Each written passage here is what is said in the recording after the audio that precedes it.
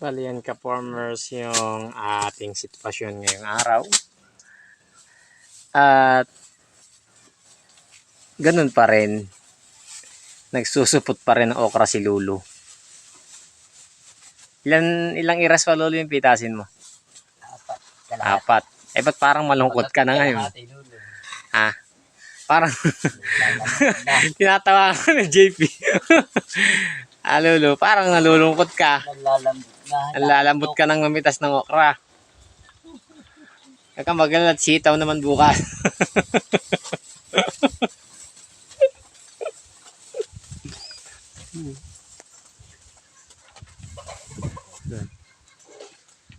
Ilan yung pipino natin?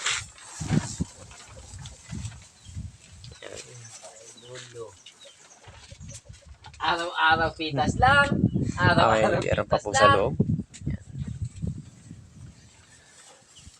Kayo nagsasabi na masarap daw mag-harvest. Pero si Lulu parang nalulungkot na po. Natawa na. Natawa na ka na ng kabady mo, Lulu.